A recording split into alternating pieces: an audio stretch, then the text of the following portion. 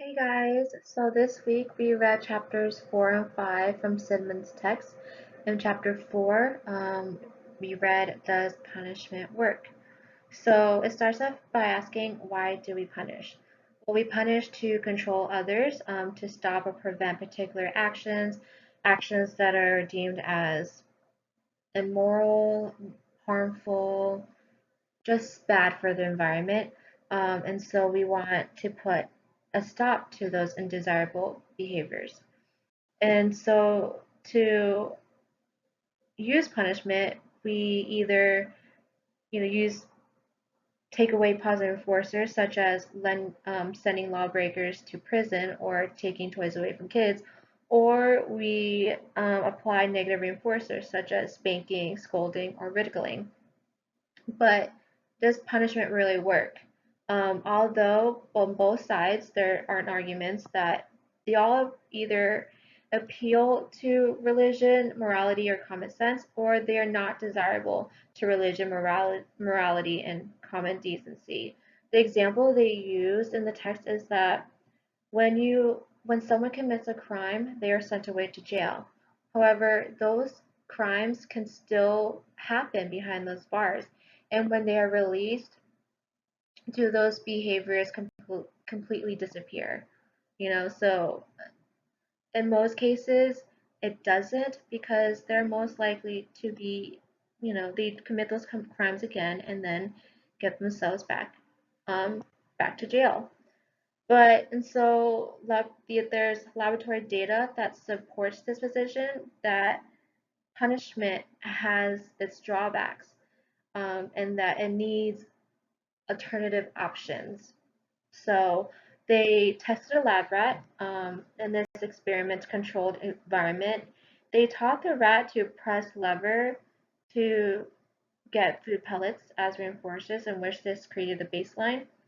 And then once they had that baseline, they added a new variation to the environment, which were adding shocks as punishers.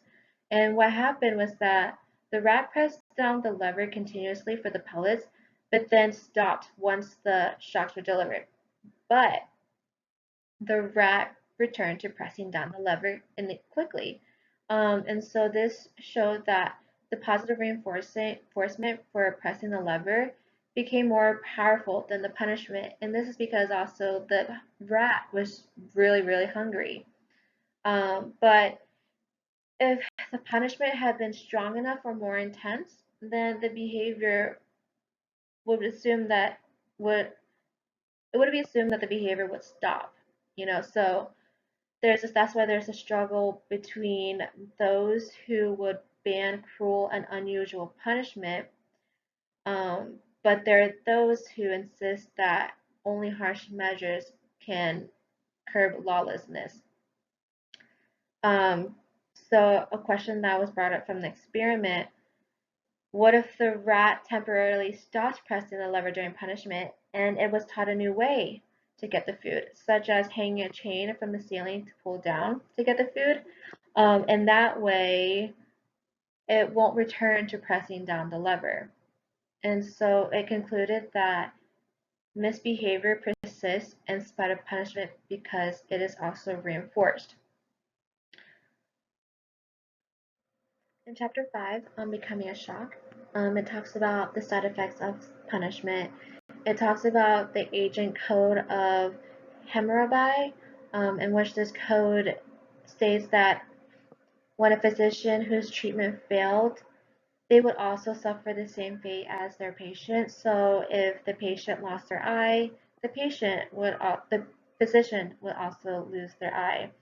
But because these punishments were so severe, even though it made the doctors or physicians more careful, they also avoided or weren't as likely to help their patients. And so they learned that this code was more oriented toward their survival rather than their patients. Um, and so another example of the severe side effects of punishment was drug uses.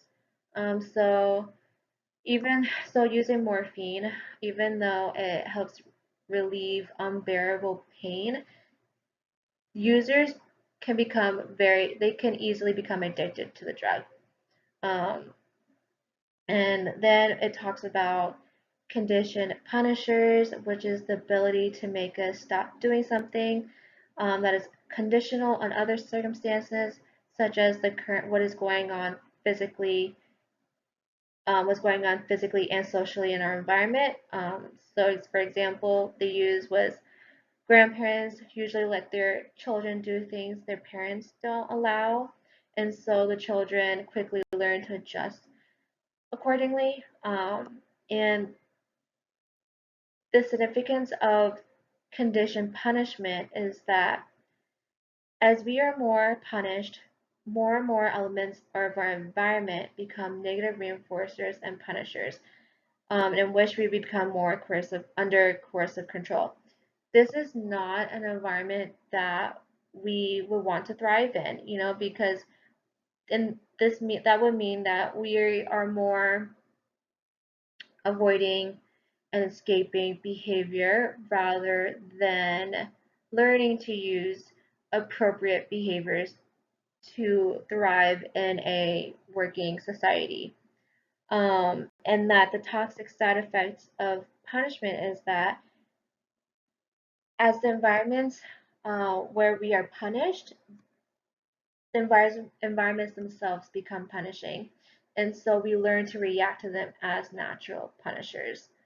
And so the key, I guess I would say the key, one of the big points from this chapter is that our social environment is a major source of conditioned punishment. So that brings me to the question I would like to ask you guys is, even though in this chapter it talks about pretty much why punishment doesn't work and its obvious drawbacks of it.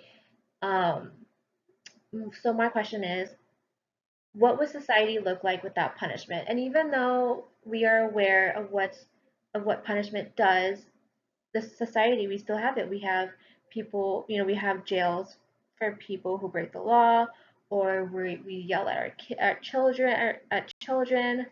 Um, so what would it look like?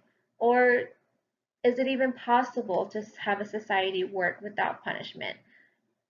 So yeah, let me know what you guys think.